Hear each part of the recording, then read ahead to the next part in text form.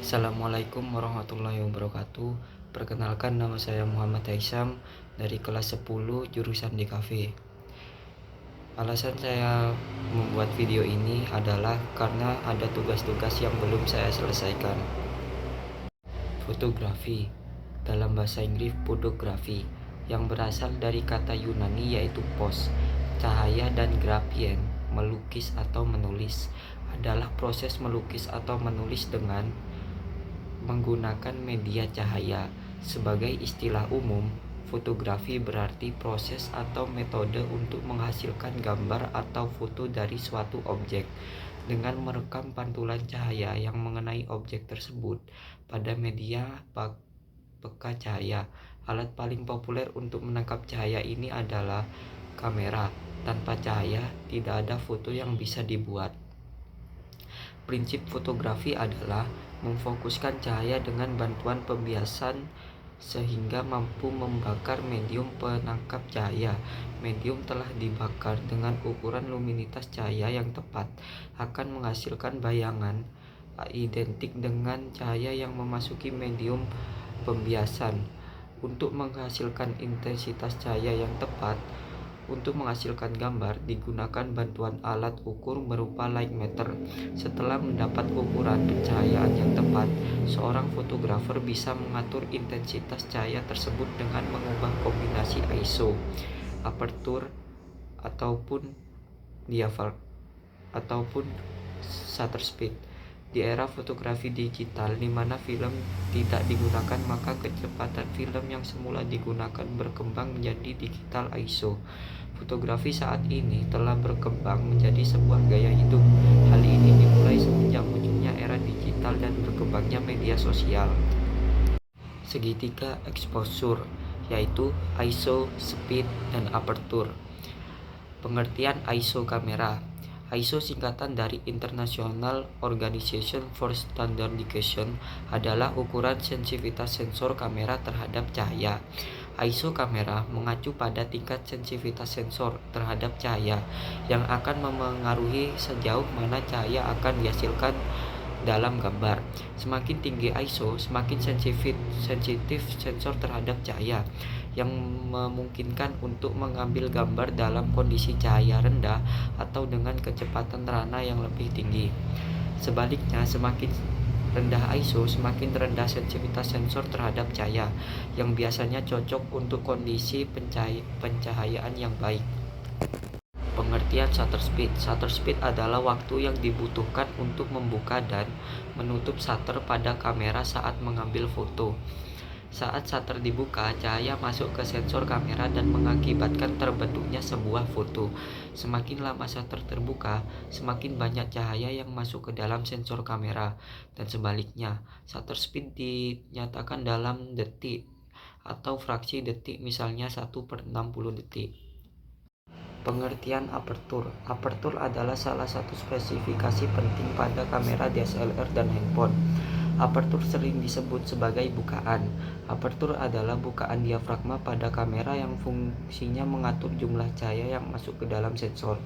Semakin lebar lubang tersebut, maka semakin banyak cahaya yang masuk. Aperture diukur dengan satuan f-stop, contohnya f/18, f/2.0, f/24, hingga f/56. Angka f yang ada di lensa menunjukkan aperture maksimum atau bukaan terlebar pada katup yang ada di lensa. Semakin kecil angka di belakang f, maka semakin lebar bukaan aperturnya. Lensa dengan f1/8 membuka katup lensa lebih lebar dibanding f/56. Artinya f/1/8 bisa menangkap cahaya lebih banyak dibanding apertur lebih besar. Apa itu focal length? Focal length adalah deskripsi dasar dari lensa kamera yang biasanya dinyatakan dalam bentuk milimeter. Ukuran tersebut bukanlah pengukuran panjang lensa yang sebenarnya, melainkan perhitungan jarak pusat optik lensa dengan sensor kamera. Panjang fokus film atau lensa pada kamera menentukan seberapa banyak pemandangan yang dapat ditangkap oleh kamera. Ukuran lensa sendiri diberi nama berdasarkan panjang fokusnya. Misalnya, lensa 50 mm yang berarti memiliki focal length atau panjang fokus 50 mm. Pengertian dari depth of field. adalah kedalaman ruang atau rentang jarak pada objek foto yang bisa menghasilkan gambar dengan variasi ketajaman, atau lebih mudah diartikan sebagai teknik fotografi supaya hasil foto bisa lebih tajam dan fokus pada satu titik sementara. Bagian lainnya terlihat lebih buram atau gak fokus. Dengan menggunakan teknik depth of field tentu punya pengaruh pada keindahan dan kualitas gambar yang dihasilkan. Tipe of shoot yaitu extreme close up, medium close up, medium shoot, medium full shot, long shoot, extreme long shot. 5 jenis kamera angle. Kamera angle merupakan penempatan kamera dari sudut atau ketinggian tertentu untuk mendapatkan pesan dan momen ingin disampaikan dalam gambar. Sewaktu memotret atau mengambil video, perhatikan pemilihan sudut kamera atau kamera angles yang disesuaikan dengan keinginan fotografer atau videografer. Kamera angles terdiri atas low angle, eye level, dan high angle. Berikutnya penjelasan setiap angle-nya. Yang pertama yaitu bird eye. Seperti namanya, jenis angle kamera ini meminjam perspektif burung. Pengambilan gambar di atas objek yang kita foto, angle ini memperlihatkan objek dari atas ketinggian dan terkesan luas, namun tidak berfokus pada objek tertentu. Tujuan sudut pengambilan gambar ini, bird eye, pada objek manusia akan menciptakan kesan lemah tak berdaya, sehingga penonton akan merasa lebih berkuasa. Sedangkan pada objek pemandangan akan menciptakan kesan luas dan lebar. Bird eye dalam jurnalistik televisi biasanya digunakan untuk keperluan berita guna memperlihatkan objek berita, kecelakaan, lalu lintas, musibah, kebanjiran, atau bencana alam. Yang kedua, high angle, sebuah sudut pandang yang diambil lebih tinggi dari objek.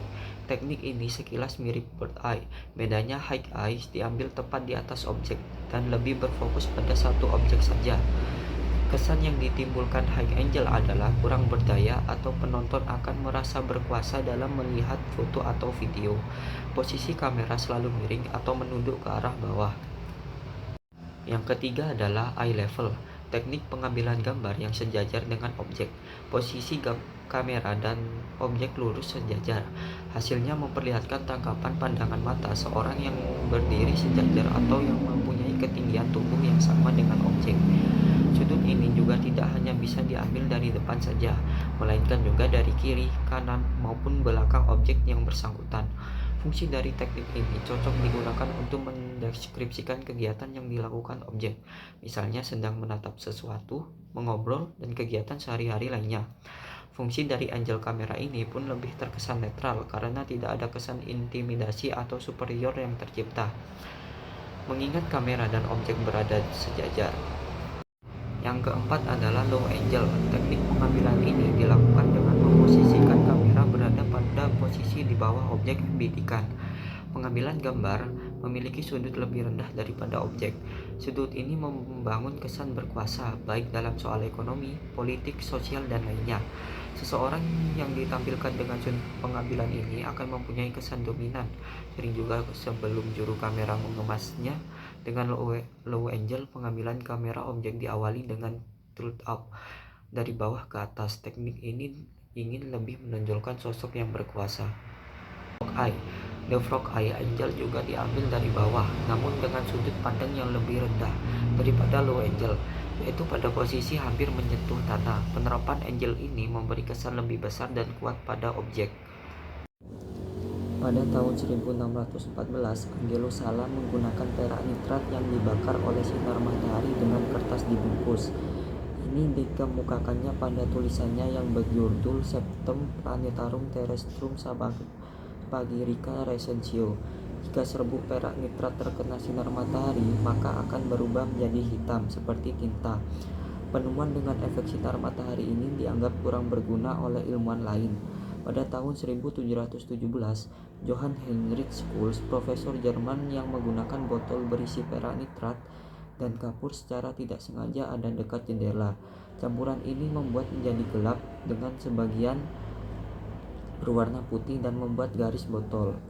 Seorang ahli kimia, Carl Wilhelm Scheele, menemukan amonia larut dalam perak nitrat tetapi bukan partikel gelap. Penemuan ini membuat untuk menstabilkan suatu gambar perak nitrat ini dianggap sebagai penemuan eksperimen fotografi. Tidak lama kemudian, tahun 1800, Thomas Wakewood menangkap gambar dengan kamera obscura.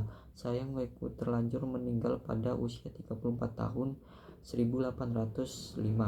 Boulevard du Temple, Daguerreotype dibuat oleh Louis Daguerre tahun 1838 sebagai alat dari foto pertama dengan adanya orang di dalam foto. Pada tahun 1816, Niels Niepce menggunakan kertas yang dibungkus perak nitrat berhasil membuat foto dengan kamera yang kecil.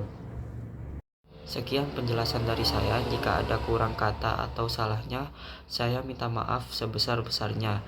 Sekian, terima kasih. Wassalamualaikum warahmatullahi wabarakatuh.